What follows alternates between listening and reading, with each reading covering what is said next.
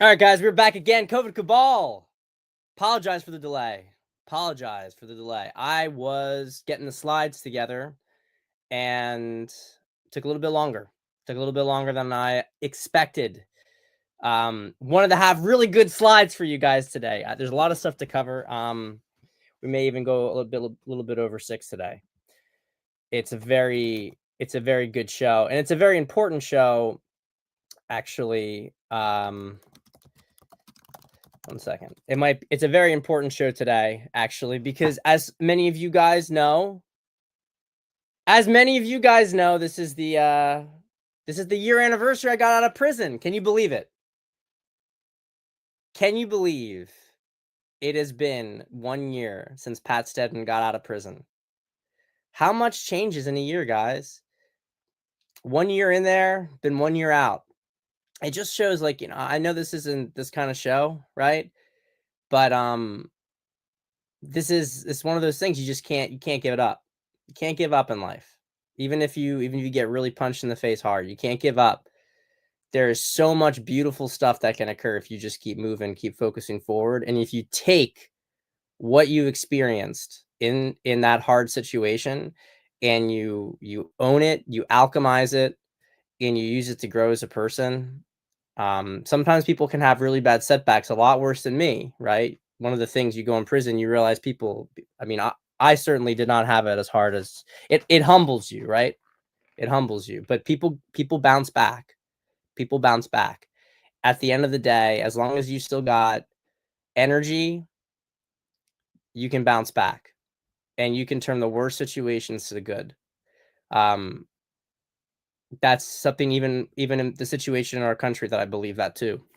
That's why I do this show. I don't do this show because I love you guys. I have fun.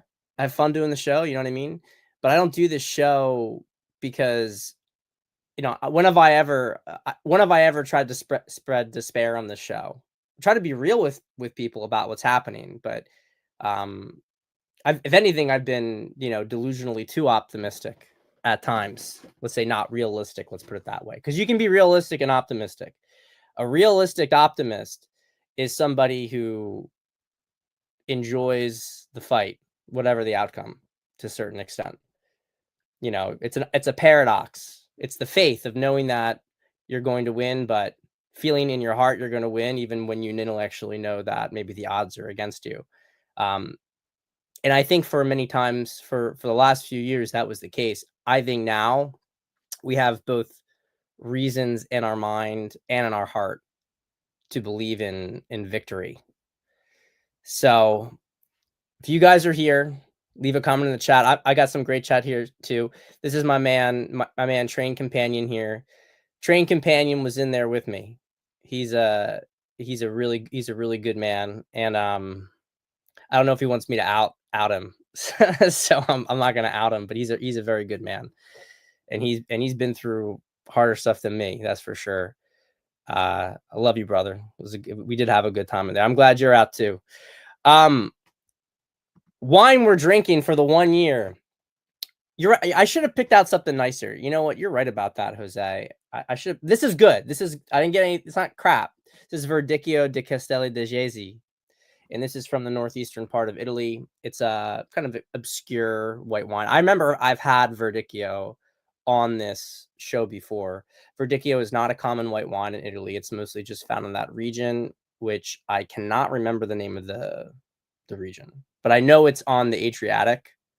It's in the northeast, south of the Po Valley. I could probably look on a map and get it, but it's been a while. The problem is that unless you're getting like a really, really good producer, and I'm not sure about this producer because I didn't buy this bottle, my dad did. No offense to my dad, but sometimes he just likes to have a nice drinking wine.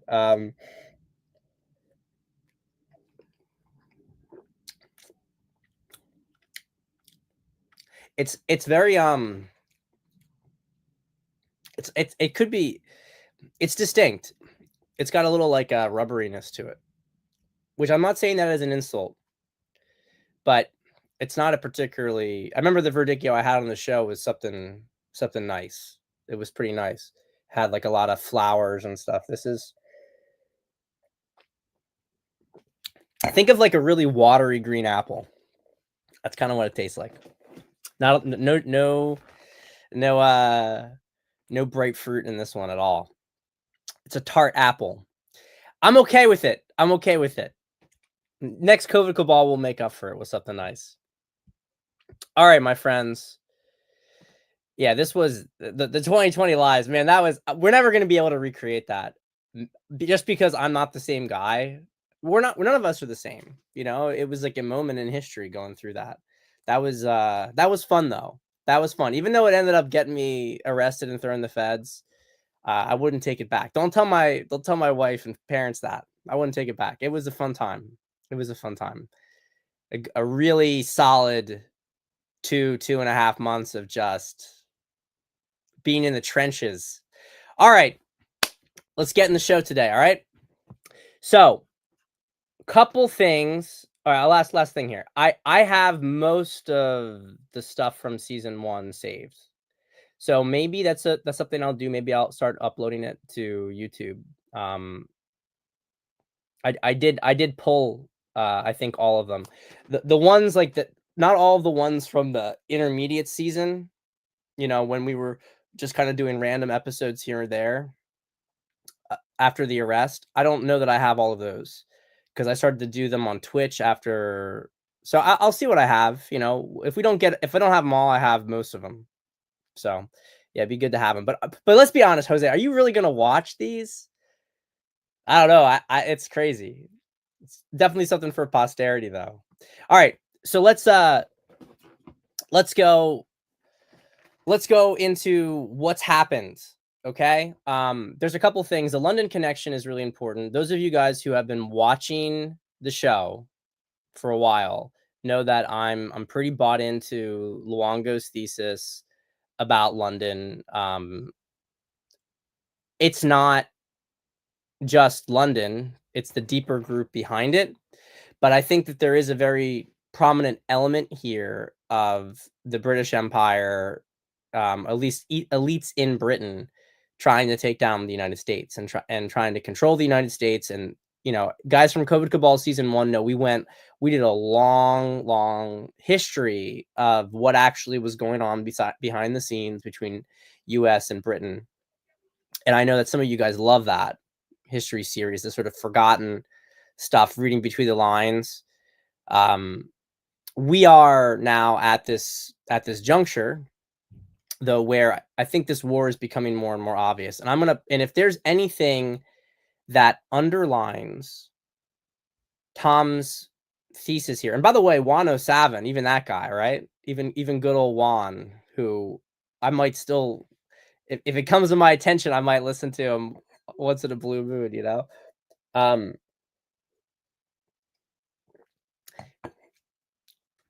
If this doesn't underline the truth behind Tom's thesis, I don't know what does. So Kamala's been going to London. Mike Pompeo, Obama again, Obama a third time. Andrew Weissman, Jack Smith. Okay. Isn't that interesting? Why are all of these people that Trump is going after? Why are all the people that tried to that stole the election to this country in 2020, the people who tried to put Trump in prison, the people responsible for the massive persecution, right? Why are all these people going to London? What is the reason for that? Well, I think it's actually related to the same reason that the United States cut off their intelligence sharing with the rest of the Five Eyes. Isn't that interesting? And here's another thing that's interesting. Israel also cut off its intelligence sharing with Britain. Now, I know that we have all this hate for Israel, and I know to some people here, I'm the biggest Jew cuck in the world. I really, you know, fair enough. I'm not, but I think it's just a matter of my emphasis here. I think that I look at Bill Ackman, right, complaining about, oh, we have to look at what they're, look at what Mamdami is going to do. We're going to talk about Mamdami too. Look at what Mamdami is, going to do to New York. Like, we need to protect like the Jews, and like, Jews really got to get shut the fuck up. I mean, honestly, just shut the fuck up about yourselves. Like, please, please. This victim thing has to stop. People are so fucking tired of it. They're so tired of it. Learn from Stephen Miller. Stephen Miller is looking for win-wins. He knows that if America wins, which means a lot of America's heritage population, if they win, then Jews in America are going to win. Please, like, you guys are supposed to be smarter than this. You're supposed to be like a little bit more crafty. Like this constant like kvetching about all the fucking problems that you guys face that you created because you backed a lot of these people. You backed a lot of the policies that brought them into the country. So I'm not a Jew cuck, but I will say this. I'm also not an idiot, and I'm not gonna, I've said this many times. I'm not aligning myself with Palestinians. I'm not aligning myself. I refuse these sort of like, you have to choose one or the other. Everybody, like the most radical communists, support the Palestinians, and I know that what's going on in Palestine is disgusting. Don't get me wrong, it's disgusting. But you're just not going to catch me. You're not going to catch me throwing out the baby with the bathwater here. Okay. I'm going to tell you what's going on with Israel. I am going to tell you what's going on with Israel and what Trump's been doing. I talked about this a little bit before, but I want to like underline it because, sometimes you have new people in the show. Sometimes you need to emphasize this a little bit more for people to fully grasp. But Trump is not ceding ground globally to other countries without getting something very good in return. And he is not going to give up Israel. Now, the ethno-narcissism of a lot of the Jewish kind of class notwithstanding, and by the way, I don't blame him for this. I don't have any animus for them towards it, but let's just call a spade, right? There's a lot of that. White people are typically the least ethno-narcissistic. It's worked to our disadvantage. Maybe that's changing. Whatever. Bottom line is that there is obviously a connection. You have the Rothschilds, etc. I don't think the jury is really clear, personally, whether if the Jews controlled everything, and especially the very wealthy Jews, how is Mamdami getting into power? Maybe they created the monster. Do they have full control over it? The world's more complicated than this, is what I'm trying to say. That's what I'm trying to say. It's more complicated than this. And there is definitely a group of European elites that are not Jewish that are also involved in the globalist takeover. There are Jewish people involved with Davos in the city of London, and there are many who are not. They're European. So is it that simple and straightforward? No, I don't think it is. I don't think it is, actually. I do think that they're heavily involved with the club, but look, let's see what happens in terms of that. Maybe history will make that more clear to us. But this is the point I'm trying to get to. Like, I don't want to digress too much on this topic, especially since it's already been kind of covered before to some extent. Israel was a British asset.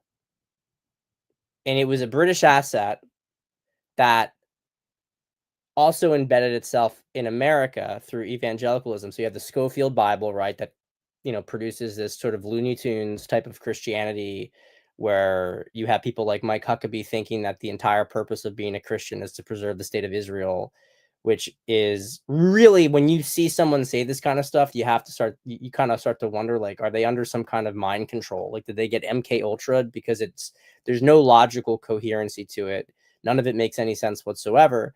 And yet it has been a very big facet of conservatism in parts of this country for a long time. And okay, well, we know that Bible was backed by the Rothschilds. So there is this sort of linkage. But where did Israel come from? Israel came from Britain.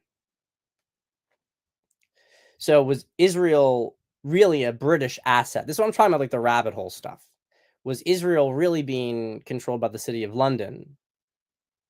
and indirectly America was being used through Israel. The reason I mention this is because it's very clear that Israel is being cut off from Britain. Mossad cut off intelligence sharing with MI6.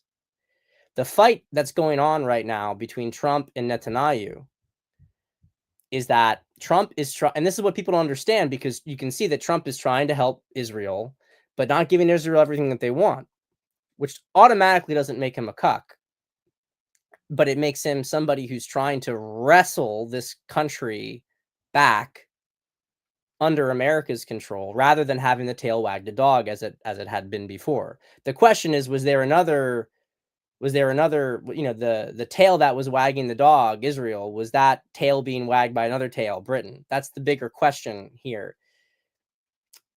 So, I think that Trump is in the process of conquering Israel, not the other way around. I think it's going this way. The issue that he faces is the control of a lot of Congress through Israel, but maybe he's being able to bypass some of this because he's keeping Israel close and cutting off Britain. These are just some things I want you to consider. But when Trump came to Israel, everybody was cheering him and they were booing Netanyahu. Okay? First thing.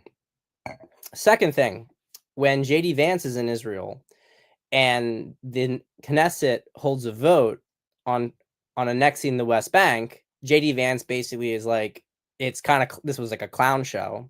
It's not going to happen. And Trump then clarifies later on and says if Israel tries to annex the West Bank, they will not support Israel. It doesn't get any more clear than that. How can you call that Jew cucking? You can't call it that. It's not that. What it is that they're trying to create these conflicts. They're trying to start things up. Trump's putting out fires. The Brits, whatever, they're trying to... This group, this shadow group, which has heavy influence in Brussels and London, the Vatican, they are trying to start them again. Trump recently put out a fire in, he's going around the world doing peace deals constantly. He's going to be doing a peace thing between Afghanistan and Pakistan. And maybe he's going to get some of our military equipment back in the process. He did a peace deal recently between Cambodia and Thailand. And now you have this, right? In the wake of the elections in Japan, where Japan, after getting 3% migrants, is now having a nationalist prime minister, the first female prime minister too, which is pretty funny. So look at this. This has always been like an interesting little bit of lore. Ever since World War II, the Kuril Islands, and by the way, no offense to my Russians, because, my Russian friends, I'm all about annexing Ukraine, but we should be returning Sakhalin in the Kurils to the Japanese. Sorry, we should, this is Japanese territory, guys. But anyway, I'm joking, kind of. The Kuril Islands were never actually, even though they're under Russian control, Japan never ceded sovereignty of them. And now we see Japan and Russia finally negotiating an agreement. You have to look at the timing of these things and think it's quite interesting, isn't it? It's quite interesting that all of these conflicts are suddenly getting solved, all these frozen conflicts. Because what is the point of a frozen conflict? What is the point of having these things that can open up anywhere? You create a divide and conquer situation. You make two people fight, you start a fire, and you make two people have to fight then as a result. That is the playbook of the British Empire, this group in particular. I say this group in particular because I want to make a point that I don't necessarily mean that the entire British Empire was bad or that all the intentions were bad. But you have a group within it that has their own objectives and their own agendas, and this stuff certainly grows over time. And at some point, it becomes hard to separate one from the other. That's where we're at this point in time. So, the London connection is very, very strong. But we have a guy on our side who has turned the tides, and that's Scott Bessent. So I skipped some of this. I only have 10 slides I can use in these shows, and the rest of it wasn't important. But I can just tell you basically Besant was someone who's gay, and he went to Yale. He was going to go in the military, didn't want to lie about being gay, goes to Yale. And the big thing about Besant and why some people were skeptical about him from the beginning is that Besant was one of Soros's henchmen. The famous attack on the markets in the British markets, the Bank of England, really, in the early 90s was done by Soros, right? But Besant was the hatchet man who pulled it off. And they basically shorted the Bank of England. It was very reminiscent of the kind of stuff that happened when Rothschild himself, or one of the Rothschild sons, I can't remember which one, um, when he spread news that the British had lost at Waterloo when they had won. So the markets collapsed, and then he bought it all up at pennies on the dollar when the news actually hit that they had, obviously won. And that's when the Rothschilds started to really control finances in England. So Besant was Soros's hatchetman. People were skeptical of him. But when Trump won in 2017, Besant seemingly flipped. He gave Trump $1 million after giving just a few thousand to the Democrats previously. And he's now Treasury Secretary. And I'm going to honestly, I think Trump has an amazing cabinet. We can nitpick a few of these things. We can talk about Pam Bondi and, cash and whatever. Some of you still don't like him, and that's okay. But overall, we have to say that Trump's cabinet is very, very good. Hegseth is fantastic. Rubio is fantastic. Gabbard's fantastic. RFK is fantastic, right? I think even, and that's, and that's just the front runners. There's a lot of good ones deeper in the bench too. And yet, all of this notwithstanding, I really believe that Besant might be the absolute best person in the entire cabinet. Besant, the tariff policy, all of this entire fight that we've had, so much of it is based on financial warfare, and Besant is the man behind it. He's the man behind it. And so this is a thing that happens. So I'm going to return to the slide in a second, but I want to just, show this real quick because this is very important. This is a very, very important development. Milei absolutely had a landslide in Argentina. Look at this, 172% victory, 37 to 101, 6 to 20 senators. Okay. Absolutely incredible. And part of this whole thing was America made tons of money on this. So they shored up Milei in Argentina, and they made tons of money on it. So we bailed out Argentina's currency, right, by buying billions in pesos. So we're making a profit off of it. That also helped Argentina help Milei to win the election. This is very significant. And by the way, this is another thing to just, like, as I've talked about in previous shows, isolationists just don't get the world that we live in. There's a difference between America being a superpower that focuses on America, even an empire. Let's be blunt here. America is not really upset about being an empire. We're upset about being an empire that exists to serve the world, not America. Like, we are the ones being colonized. It's not actually America isn't the empire. America is being parasited by the New World Order's empire. An actual American empire, just like the British Empire, not bad for the citizens of the country. I'm not saying that it's a good thing or that we should really be an empire in, like, a very, very physical sense, or that as an empire you can't focus on win-wins. But we didn't like the American empire that meant invade Iraq, get no oil, get nothing except trillions in debt, and then import everybody you attacked, and then have thousands of soldiers, wounded and maimed, and, for what? To serve some creating chaos in the Middle East, Israel's foreign policy. You know what I mean? Like, this kind of stuff. This is the stuff that nobody wants. Everyone's done with. They're done being gaslit by some, like, fat fuck in Washington who says we have to bomb this country because it's part of our values.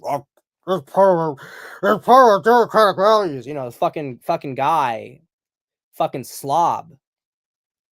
No one wants to see that shit. But if you're talking about actually securing American interests around the world, different story. Actually, different story. Americans are fine with that.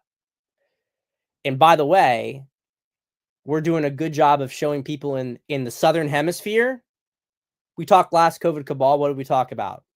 We talked about how Trump is punching Colombia and Venezuela in the fucking face. Brazil's on notice because of how they're treating Bolsonaro. They are obviously next in the chain. Okay? Mexico, we have our own thing with Mexico. Mexico's a little bit more afraid of us because of the proximity. Canada's also up there. I didn't mention when I talked about the fight between us and Davos, how they're trying to hit us with the blue states. Which, by the way, makes New Jersey a really serious election in the next week. We'll talk about that next show, though. I didn't talk about the fact that we're doing the same to Canada. Like I talked about it in Europe, but I didn't say how we're breaking apart Canada too with Alberta and Saskatchewan. Like there's this pressure on every front. But Argentina and El Salvador are our biggest allies in the Western Hemisphere, in the Americas. El Salvador is wonderful, but it's more of like a mimetic power. It's a very small country. Argentina is not. Argentina is very significant. Milei has backed Trump from the beginning, and we have rewarded him by facilitating his election, because if Argentina didn't get that help, the election may not have gone so well. And we made money off of it. And that was Scott Besson who did it. Wrong slide. That was Scott Besson who did it. Where the fuck's that slide go? Where the fuck my slide went? Here it is. So what he did was the opposite of what he did with the Bank of England. So in the case of the Bank of England, there was a big short. In this case, it was the opposite. He bought at the bottom, pumps up the Argentine ETF, right? This financial war is so important, and Besson is really amazing. Besson is really, really quite amazing. Trump picks exactly who he needs at that time on purpose, even if they are warmongering vultures like John Bolton. They were picked on purpose for a strategic reason. I mean, you know, I think with Trump's first term, you have two ways that you can look at this. You can look at it from the standpoint that Trump knew exactly all these people and what they were doing, and you know, that was it, right? And so he was trying to expose them. And that's a very cute perspective on it. I don't know if that's the case, to be honest. I don't know. And I mean that, like, maybe it's a little bit too convoluted, to be honest, for my taste at this point in time. I believe that God is controlling the outcome of this, that we're going to have a good victory story, but even Trump doesn't know everything. And I do think that Trump was fooled by certain individuals. There may have been plans that were put in place that didn't work in the end. For instance, some of these Q posts talked about trust Sessions. Sessions, maybe that's because Sessions had a role to play and he didn't play it. Maybe I'll turn out to be wrong about that, but no one even knows. Like, Sessions been gone out of public eye forever. That'll be really interesting if he pops up. It'd be very interesting. What do I think the future is for Argentina now? Argentina is like in a deep malaise. You know what?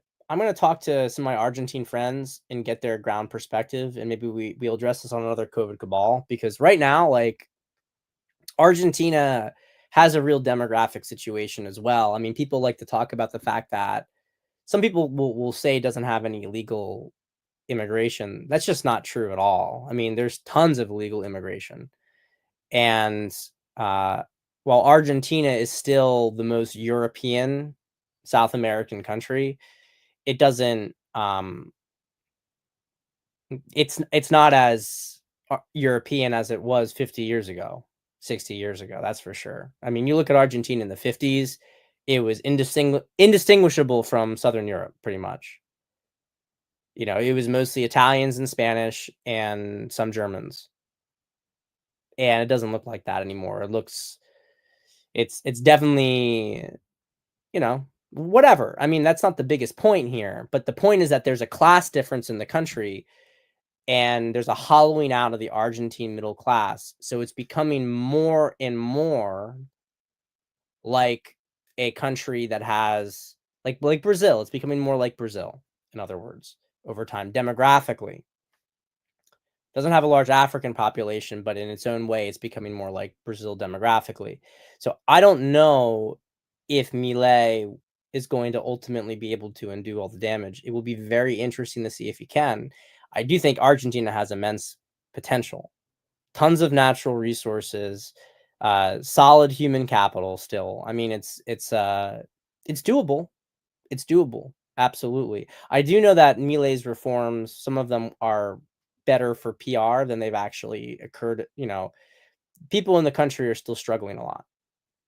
So we'll see where it goes. So, last thing I want to talk about real quick here is well actually I want to mention this before I forget about it. We're gonna then, you know, dovetail into some of the Mamdami stuff. Actually, you know what? I kind of want to save the Mamdami stuff. I'm gonna save the Mamdami stuff for the next COVID cabal on Thursday because I have a whole thing about there's just not enough time to go into it in detail. But I want to talk about the stuff with Mamdami and about the citizenship issue. So I have those slides. I'm going to save those, but I do want to talk about this. This is important. So Ana Paulina Luna, who's kind of become like the new Matt Gaetz in Congress in the sense of being the spokesperson for Trump's agenda in there. And by the way, I do want to just make a point that Matt Gaetz, I love him. I've heard that a lot of those allegations against him are actually quite true. And that's why he resigned from Congress. Because I look, I'm all about trust the plan. I haven't really seen benefits of Matt Gaetz's move out of Congress. So I love him as a person. I don't really care about the allegations, to be honest, because we're past the point of being petty like that. But it's interesting because you know he's not been as effective where he is now than he was in Congress. He would have been much more effective in Congress. So it begs the question why he left. Did he feel confident he was going to get that attorney general position, or was it always the plan that he wasn't going to get it, but they were going to he was going to have to resign from Congress anyway? So that was a way for him to essentially take a blow for Trump because they couldn't reject more of his candidates. So he was going to be the one who, oh, no, we can't let Matt Gaetz in. So they had to expend political capital on blocking Matt Gaetz as attorney general. I don't know. I'll just say that Matt Gaetz is clearly like, I hope he comes back in some way, but I hope it's his son didn't set. I hope there's a role for him in the future. Yeah, he's been amazing. I've just heard that actually though the allegations against him were true. I mean, again, I don't care about them. You know, like giving, you know, money and stuff, 17-year-olds, stuff like that. I don't care about this stuff. I really don't care about it. Anyway, but the point is Ana Paulina Luna has kind of become the new front, let's say, for, and you know, she's Trump's favorite kind of spokesperson who's like a attractive MILF. Trump's always MILF maxing. If he can get himself a good MILF, then that's Trump's modus operandi, and he doesn't discriminate. You know, people on Fox, they're all about the blonde-haired MILF. Trump doesn't discriminate. He'll take the brown, you know, he'll take the brunette MILF. He doesn't care about that. So anyway, Representative Luda, she's out there. She gave a good interview. One of the things she talked about, though, and I want to like, it's a little bit hard to see, so I'm going to read it out. I think based on what we're being told, I think he was likely, this is about Epstein, likely foreign intelligence definitely gathering information She also said if they had anything on Trump, he would not be president right now. And based on what she's seen, it's very possible Democrats did tamper with evidence. Also, more interestingly, she says this is an ongoing active legal case where the Treasury is getting involved. So this is interesting to me because it is what we talked about on COVID Cabal the other day, right? I mentioned this as a possible reason that they had tampered with the evidence. We don't know how they tampered with it, but it makes sense that they were trying to rush him. You know, they knew Trump was going to release it. Trump's going to release it. And then last minute, they're like, oh shit, we can't release this. This isn't right. There's stuff in here that isn't correct. And then it's a massive backpedal.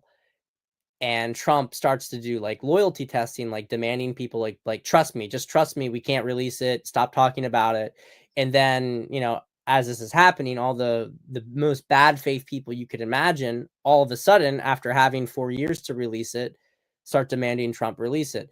It all really does line up that it was tampered with. The question is, how was it tampered with? So I do think we may find out the answer with this, right? You know, this is Trump. He's a MILF maxer. That's the way it is, you know? Look, you get to a certain age, you should be MILF maxing. You want the fertile woman, right? You want actually this I don't even know if Anna Polina has any kids. It's all right. No one can accuse you of anything sick when you're MILF maxing, right? That's the thing. You go like Matt Gaetz, he was into women who were too young. He should have been MILF maxing. Although apparently they'll still get you on something like some sick, perverted, middle-aged woman, whatever that woman's name is, who get the lawsuit against Trump for like allegedly, you know, raping her, like this big rape fantasy she had in like a department store. Man, this shit's too crazy. It's too crazy. But anyway, I think that's good for today, guys. I think that's good for today. We're on a good trajectory, though. Remember, we are on a great trajectory. When we come back on Thursday, we're going to talk a little bit about some of the immigration stuff in Mamdami, and let's see what happens in the meantime. There's always more stories coming, but I think things are going to get exciting. I think it's going to get good, guys. I think it's going to get good. So thank you as always for coming. 1 year out of prison, and we're back at it. Cheers. Cheers to all of you. I appreciate you. Have a great time.